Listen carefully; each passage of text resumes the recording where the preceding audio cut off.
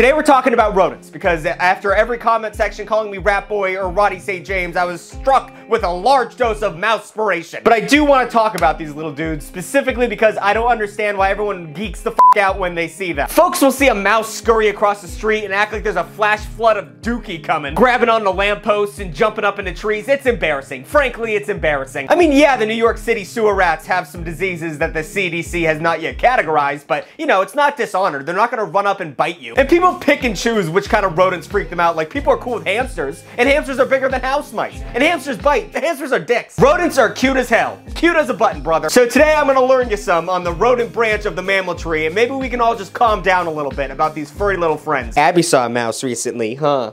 And you didn't do anything. You just kind of watched it. It's your job to kill mice, sweet little lady.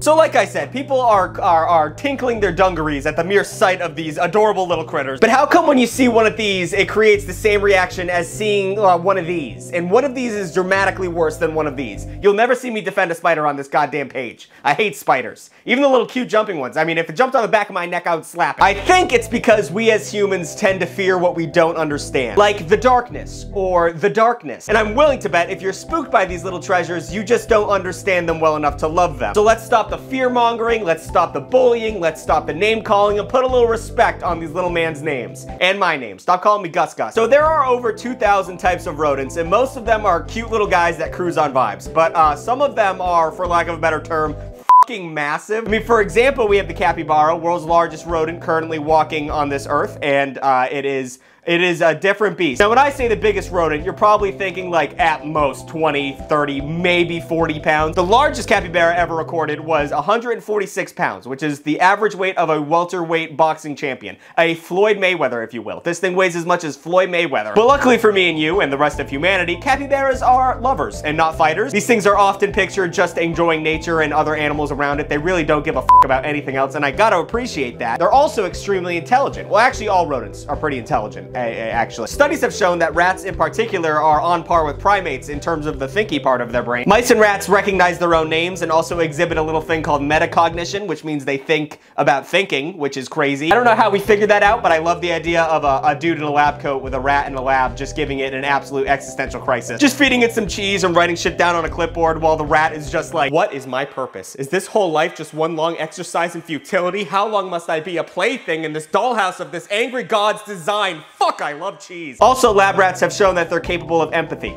something that most humans can't figure out. It just means in a sense that they're able to see someone else suffer and feel bad for them and want to help them. Kind of like a little law firm I'm about to talk about, am I right, ladies and gentlemen? Sweet tea of the evergreens. Have you been hurt in an accident and now you're stumped on what your next move should be? Well, guess what? Guess what I'm about to talk about? That's right, Morgan & Morgan. I'm gonna talk about Morgan & Morgan, and you're gonna sit there and you're gonna drink it up. Morgan & Morgan, baby. America's largest injury law firm is ready to take on any challenge when it comes to representing you. Oh, someone T-boned you at your town's sketchy intersection. Now your insurance company is being a little bit trepidatious about giving you that payout. I guess they haven't heard about Sheriff Morgan and his deputy, Morgan. They're on the case. They do not settle for lowball offers. They know what you deserve and they will fight tooth and nail to make it happen. I don't think I have to show you all the good work they've done recently, but I'm gonna anyway because holy moly, look at those numbers. I mean, the smallest one on this list is 6.8 million, and if you know anything about numbers, that's not a small one. That's a rather large sum of cash. Morgan & Morgan is the biggest injury law firm for a reason. Because they win a lot, and when you win a lot, you earn more money for your company, and then you can cycle that back into your company to make it bigger, and if you're not, it's economics. It's basic economics. Their fee is free unless you win, so you literally have nothing to lose. It's insanely easy to start a claim with just one click, so you can head to forthepeople.com/Big Tugg, where you can find out if you have a claim and get moving towards that bright money-lined future. Morgan & Morgan. God bless America.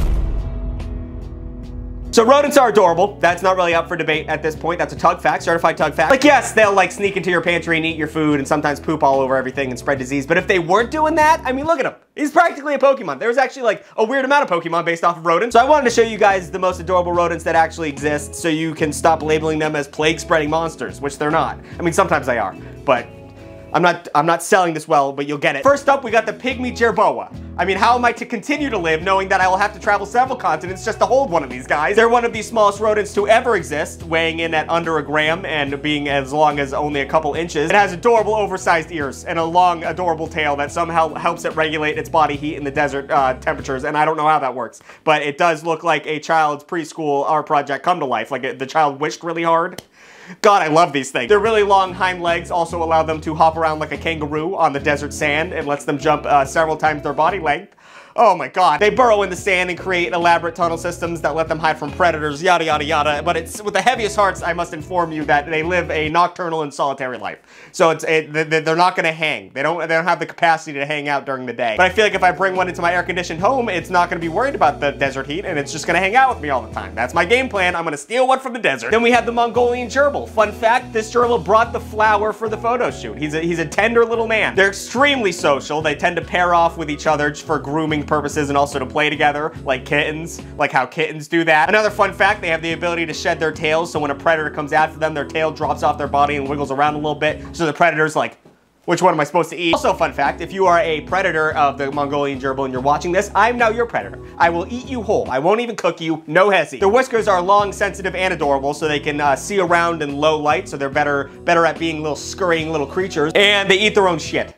That's like one of the things they do. I wish I didn't have to include that, but that was like the main fact of these guys that I kept Googling. And also they have a gestation period of 26 days, so they can pump out babies like nobody's business. And then we got the Dumbo rat. This is a rat. If you're scared of this, you're scared of this little guy, I don't throw the word pussy around. So the Dumbo rat is the domesticated version of the Norwegian rat, which is a fancy term for a street rat, like, you know, the rats you find in the sewers of Chicago. However, Dumbo rats were bred specifically to have big old cute round ears. So obviously playing God sometimes works out. They're also super friendly, highly social, and they enjoy playing with toys. So, you know, it's like all the best parts of a toddler without the tantrums and talking back. Another thing that's kind of cute, I would say, is that when they get really content, their eyes bulge in and out of their heads rhythmically. It's called boggling.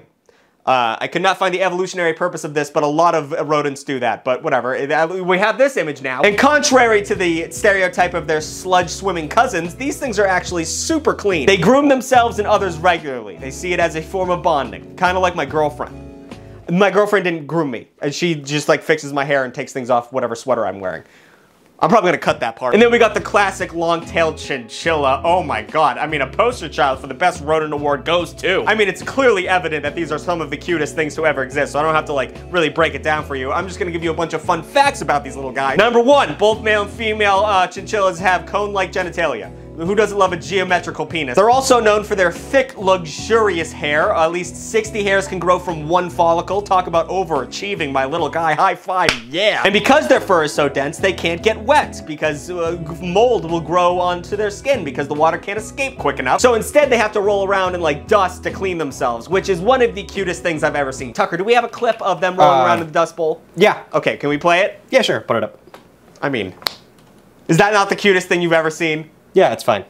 Okay, you fucking suck the fun out of everything. You don't talk to me like that! But one downside of having the best hair in the entire animal kingdom is the fact that rich people will take it from you. They will split your skin open and take every follicle just to feel pretty and warm. So that's one of the downsides of being cute. But if you put them in captivity, they can live for up to 15 years. All you gotta do is keep them out of the Burlington Coat Factory and you're good. You're right as rain. And then finally, we have the Durango chipmunk. There's nothing really that special about this thing. It's just a chipmunk. I mean, its cheeks can grow 18 times the size to hold food, but it's just a chipmunk. How are people afraid of rodents? Look at this goddamn thing. Are you not enjoying it? Its face is fat, and I don't understand why people are afraid of these goofy little critters. I mean, I kind of get some of them. Some of them will hurt you, but we're not talking about those. I guess I should talk about those, actually.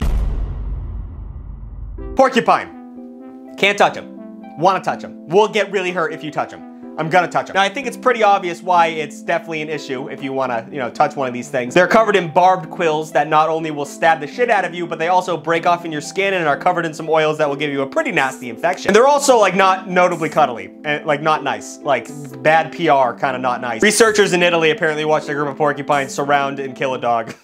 That's not funny, it's just fucking crazy. But I mean, look at its little face. Look at that little snoot. Look at that little snooter. Boop it. And I feel like the face is safe to touch. Then we have the African crested rat. It's like a mini skunk that don't stink too bad. That's what I love. It's also known that the African crested rat is also extremely toxic, very poisonous. But so is a bag of donuts, and I inhale those fuckers, so who's to say? But the ACR is a little more dangerous than a bag of snack. Apparently they have enough toxins covering their fur to kill small animals and even put an entire elephant to sleep.